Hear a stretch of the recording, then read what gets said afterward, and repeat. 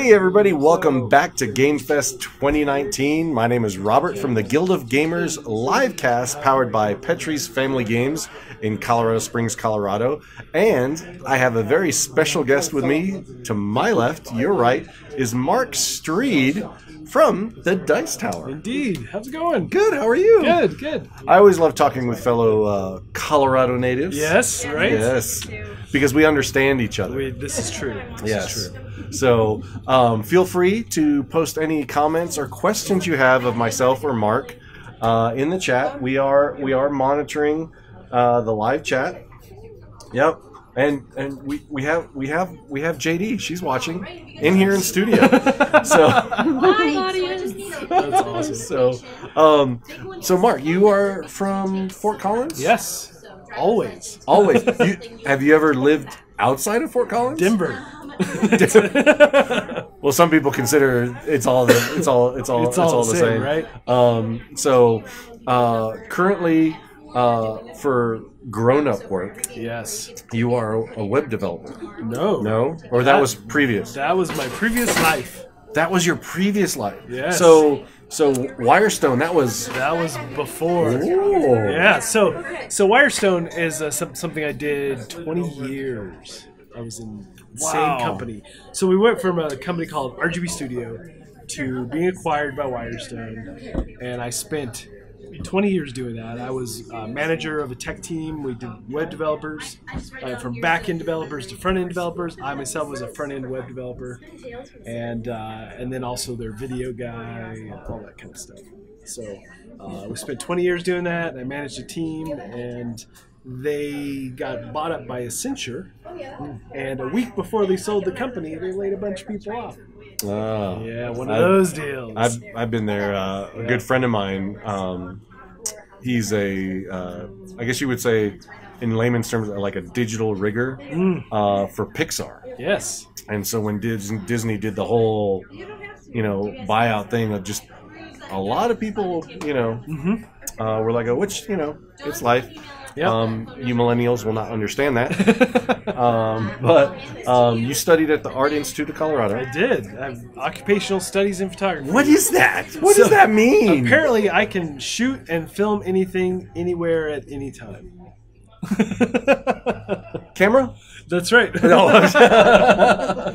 But yeah, they covered the gamut, like from architectural photography to news-related photography to studio, portrait photography, everything. And you were a photographer for several different pop culture iconic magazines as well.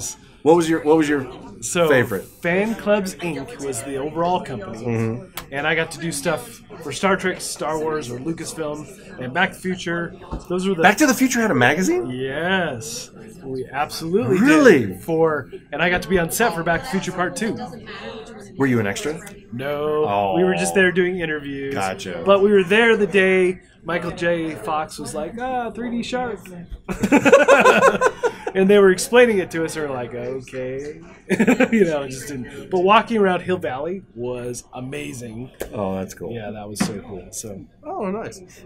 But, of all the magazines, though, Star Trek probably was my favorite at the time, because growing up, Star Trek was a huge thing for me. And okay. I got to be on set for Next Gen, DS9, Voyager, those things. Okay, so then, here's the question. The be-all, end-all question for Star Trek. Which series is your favorite? Well, I am partial to the original series, just because growing up, every day, running home from school to watch it, right? It was this big thing, and it was super, just defined so many of the things. Have you gotten a selfie and autograph from the Shatner? Well, the thing is, I've been to dinner with Shatner. Oh, man.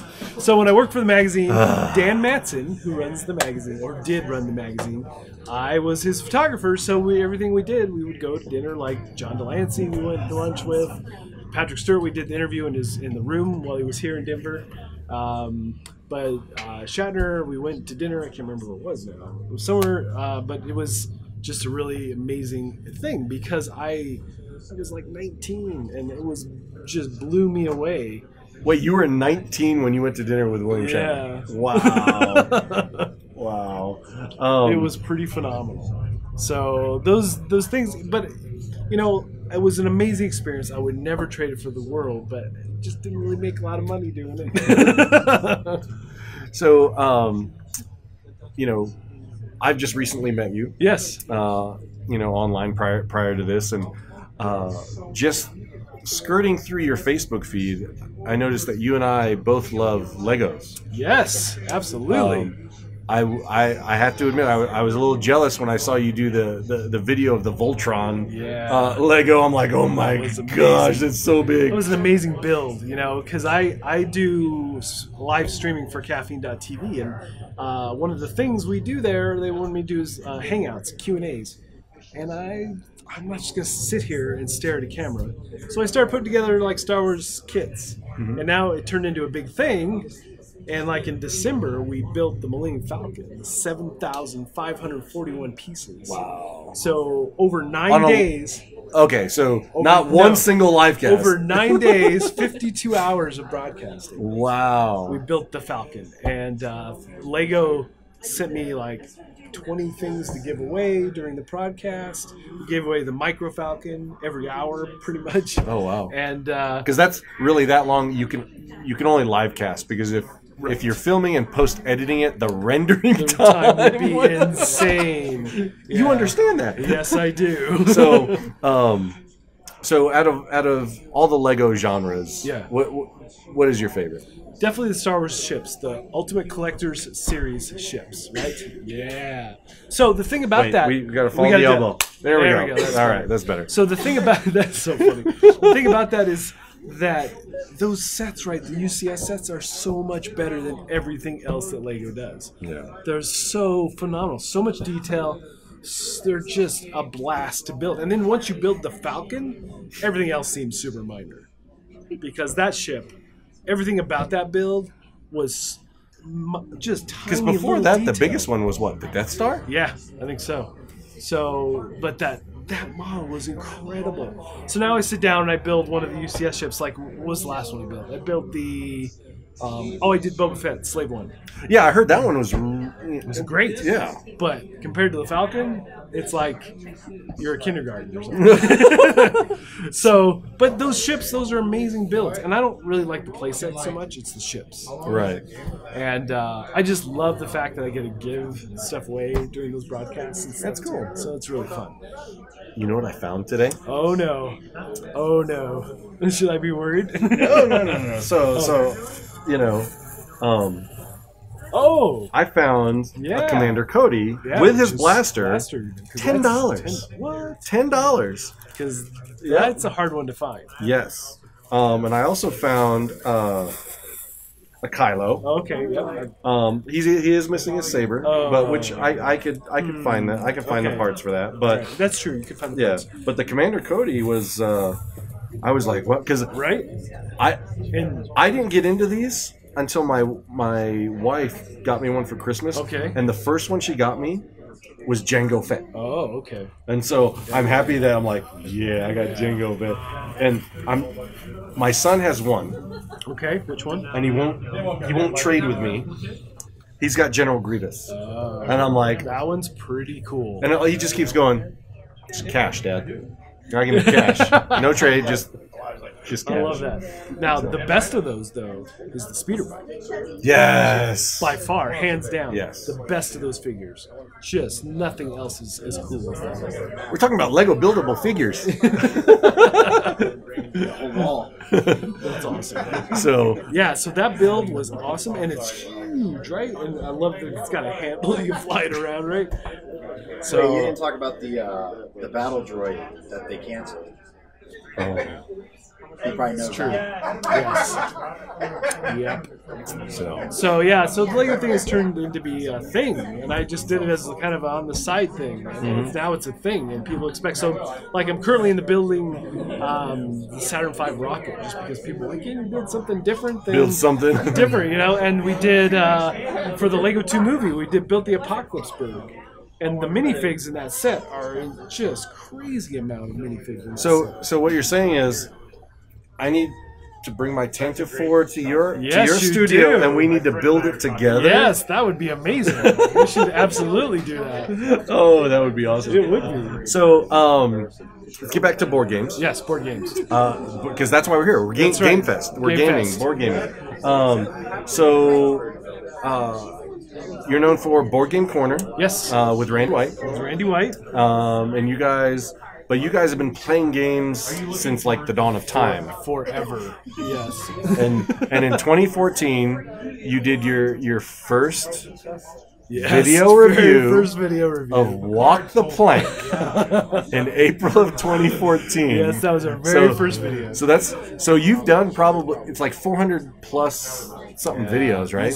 Easily. So looking back at that one, what do you say? It's rough. It's super rough because I'm all about quality, right? And man, going back to that first video was really... The thing about it is that the story behind that video was that Tom, at the time, in Board Game Breakfast said, hey, anybody out there, if you want to do reviews, let me know.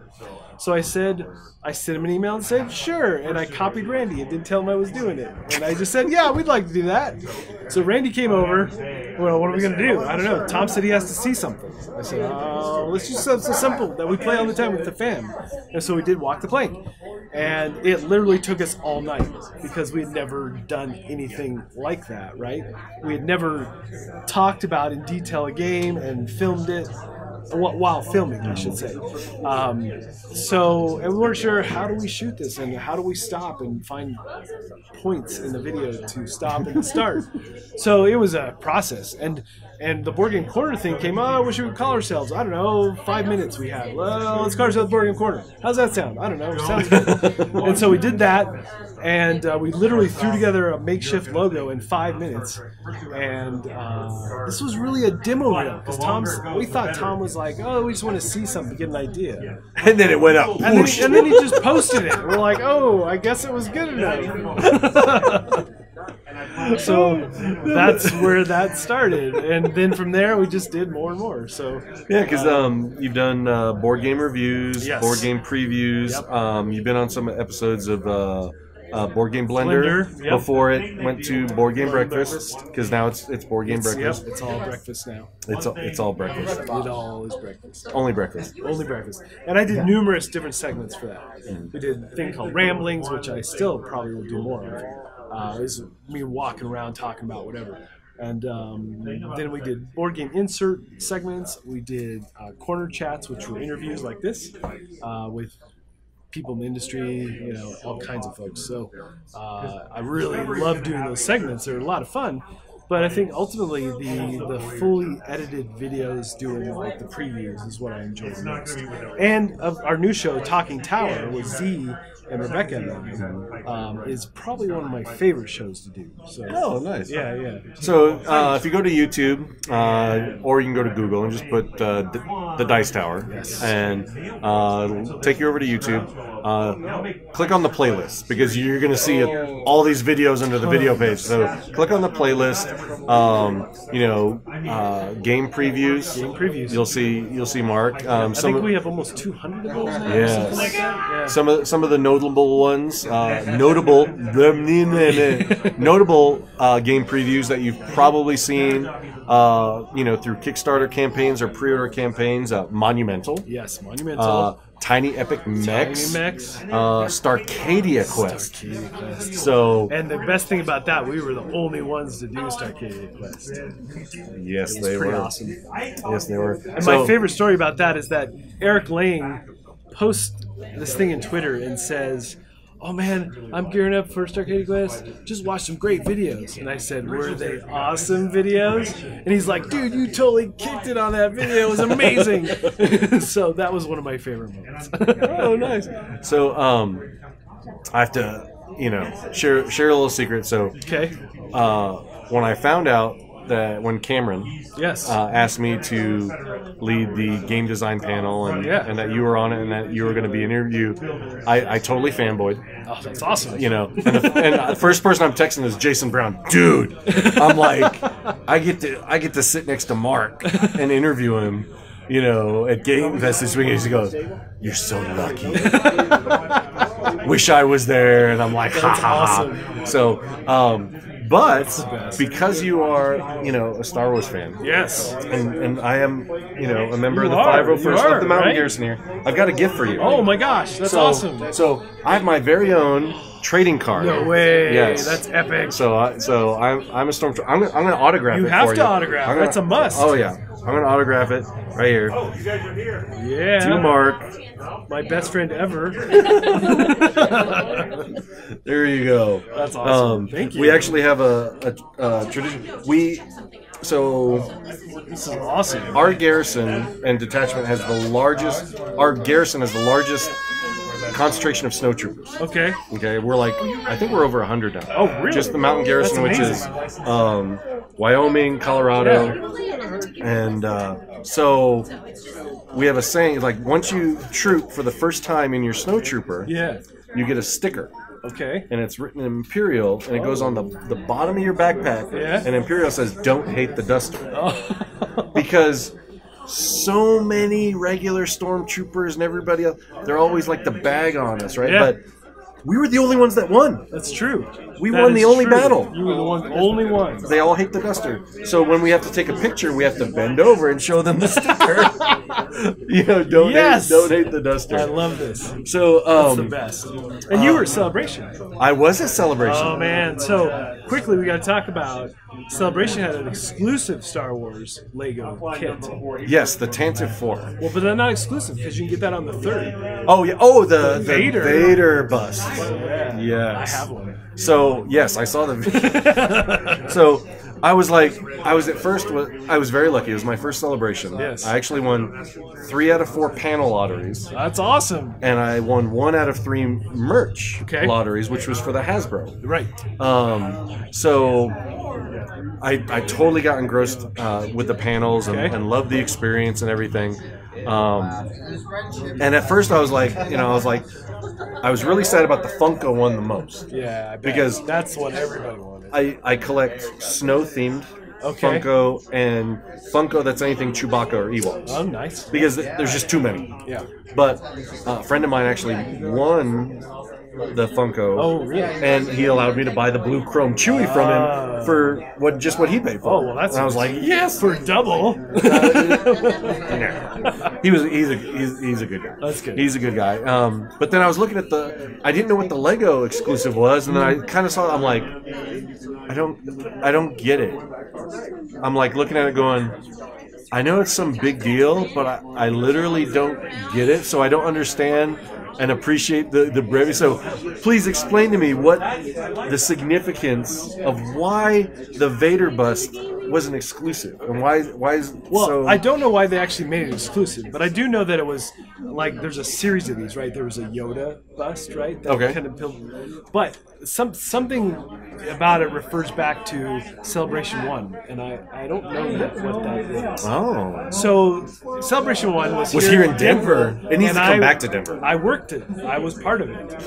Dan Matson, who ran the magazine, we put it on here. We did the very first one, and it was a torrential downpour. Literally wading through mud because it was out at the Air and Space place, out in the fields there. And we had tents, and it was a mess. And it was fun, but it was miserable. It really was. But it was a great time, a monumental memory because nothing has been repeated like that since, right?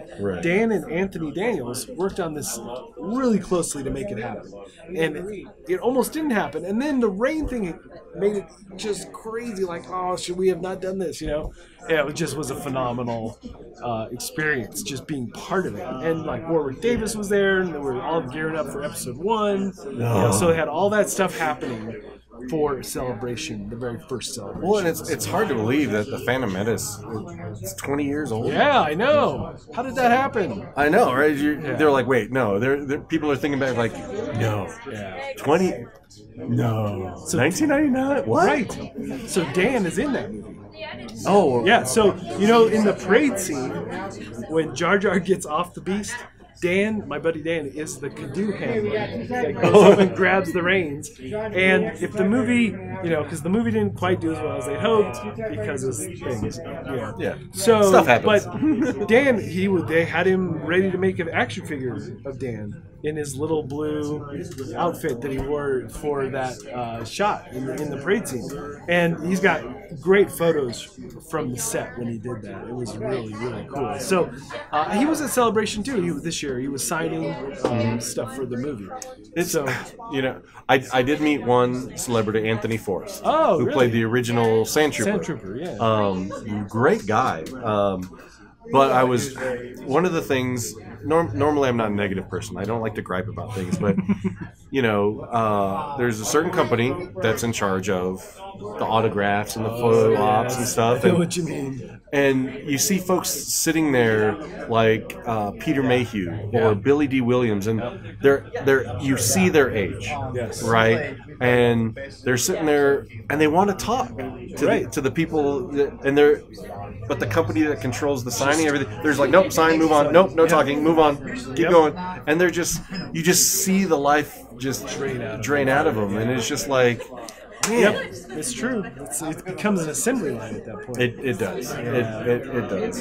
But other than that, I mean, Celebration, other than the app, was great for me. I don't know if I'm going to make it to Anaheim. I actually went solo. To Celebration. I didn't have my wife or my children or anything like that. So my wife did join me for Gen Con 50. Oh, okay, that's good. Because we had lived in Germany for 6 years, and I did Essen like 5 years in a row. That's awesome. And doing demos, and so I brought her to Gen Con 50, and if my wallet heals from Chicago, by the time the tickets come out, then we'll probably go to Anaheim. But if not, I may have to skip it, which is nobody knows. Is it going to be every other year? Is it going to be every year? Right. It just changes. It changes. And it's weird, right? Because I'd like to plan for it more.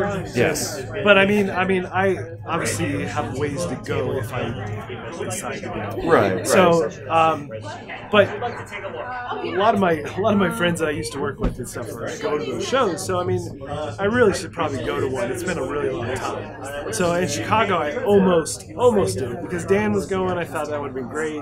I don't know if he's going to go to the next one. It just didn't work out. But yeah, I would love to have been there, especially for the Lego stuff. Oh my gosh. Oh yes. Because that's right up my alley, the stuff I'm doing these days, along with the board games. And I would love to have a board game with Lego combination. Oh, dude, so my family, we have all the Lego games. Right? But I mean one that's in our genre, the hobbyist games. Oh, gotcha. Right? There's all those ones that are for kids and stuff. And it's like you got to build it and then you can play it. Yeah, right. But I want one that actually does like worker placement or whatever. Right.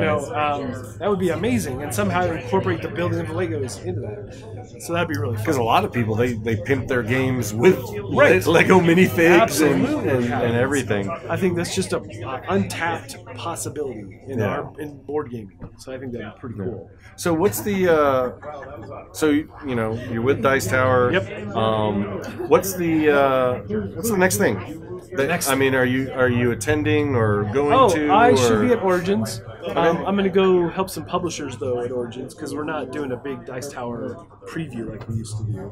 So I'm going to go. A couple publishers asked me to come and hang out and help them in their booths. Can you say which publisher? Oh yeah, Sean Brown, Mr. B Games. Oh, okay. There we go. And he's partnered with a couple other publishers who want me to also come play games with folks in their booths and then shoot some video around it. So. That should be pretty fun. So I think that's going to happen. So, and then beyond that, I don't know what conventions I'm going to do yet. I might try to do some different things this year. I don't know. We'll see how it works out. But I'm pretty sure I'll be at Gen Con in some capacity. I don't know what yet, but somewhere. But I haven't really done any of like the Essen or UK Expo. I would love to do those. But Essen it's very, very different. So I've done trade shows. I've done both Gen Con and Essen, so U.S. versus Europe. I've done trade shows U.S. versus Europe for outdoor shooting, hunting, firearms industry as well. Right. And the European side, it's very, very business. It's very business. While the U.S. side is more about networking and relationships. Absolutely. And, I mean, both are very fun Yeah. to attend, but they're vastly different experiences. So, and you know, I might be calling you up. Besides the Tainted Four. Yes. But you know, just like, hey, I got a game I'd like to get your opinion on. Anytime, man. It's something I've worked on about 10 years. Wow, that's impressive. But it's been shelved for about 4. Okay. Only because I never wanted to step out to do that last pitch it to a publisher. Oh man, let's have a look. We got to see this. Yeah. So Yeah, absolutely. Let's talk about it later. That'd be cool. Are you here the rest of the weekend? I'll be here half of tomorrow. Half of tomorrow. Leaving in the afternoon tomorrow. So, Okay. But yeah. But I've been at Gamefest, I don't know, this is like my 5th or 6th year? Something like that. But the thing that's so amazing about Starfest is that in the late 80s and all through the 90s, I used to work the convention for the magazine, and now I'm a guest at the same convention. Oh, nice. So, which is just you gone full circle. Full circle. So that's pretty amazing to me still. But and the fact that I got to hang out with all the original cast members from Star Trek has just been one of those phenomenal things. And a lot of it was through here because, you know, the magazine, we didn't have a lot of money, so we would do a lot of our stuff when people came to town. So that was just an amazing experience.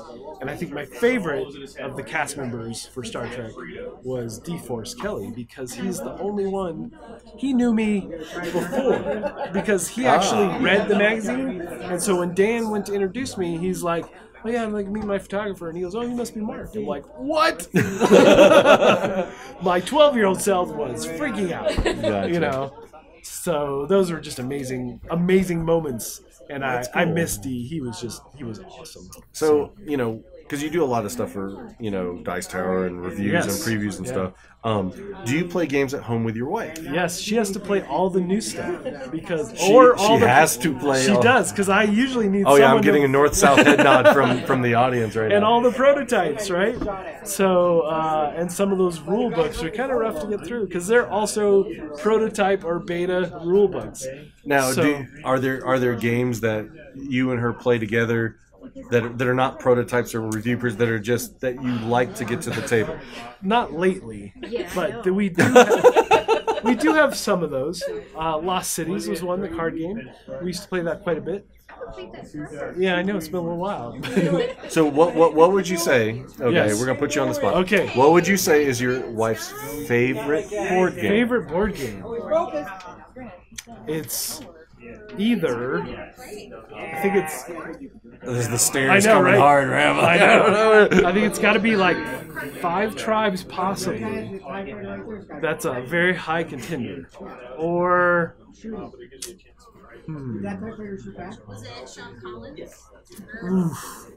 there's so many. Oh, maybe Skull King. Well, it's in the class. Skull King is a trick-taking card game, right? Okay. So she really, really likes that game. And we haven't played it forever, but Seven Wonders was one of her favorite games as well. I'm trying to think. Still not up. Five Tribes is a board game. So yeah, so I actually got my wife into gaming after my first Essen in 2015. Okay. No, not 2015. 2000. I was in Germany 2008 to 2014. Okay. So at about 2010, that's when it was. And the first game I introduced her to was Ascension, Oh, the my deck gosh. building game. That's the first game you. That's pretty impressive. My first game that I was introduced to gaming that made my buddy bring me to my first Essen was Battlestar Galactica. Oh my gosh. In German, Oh, and that's text heavy. that's gotta be. And text heavy. I played it religiously with my German friends, but That's a crazy first into the hobby game. right. So Wow. she started getting into it, and then the following year, I brought back a copy which is her ultimate all-time favorite game, hands down. Where we are cutthroat. We are like evil to each other in this game.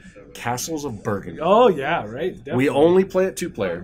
That's all. I mean, we play that. Nice. I mean, we've got probably over 200 something plays on that game, and literally, it's like when somebody reaches over to take a tile, you can see the other person just. Don't you take that? I know, right? And we're always finishing within like 2 to 5 points of each that's other. Pretty good. And we love it. And you know, I look forward to, you know, that's the one thing great about, you know, board games is you can play with your children. Yes. You can play with your spouse.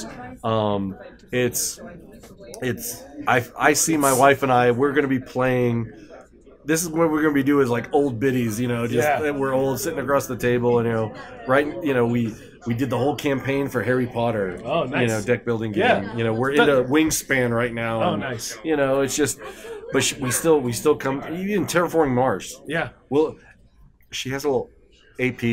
Yeah, a little you know, AP going on. Like Wingspan takes us like 2 hours for a 2-player game. But again, Castles of Burgundy, she can play it. Yeah. When she's had a rough day, doesn't even have to think about it. She gets tune out, and you know. And if you've never gotten to board gaming, it's not just Monopoly and Connect Four and stuff. So much more. You got to come out to these local conventions like Gamefest or, you know, places even like, you know, not even specialty stores like Target are starting to carry like Ticket to Ride and more gateway games, and you will find a whole new experience and avenue to have fun with your family and your friends, and it's just really great. So, do you have a board game that you used to love and play all the time, but you're like, I just can't play that anymore. I'm just done.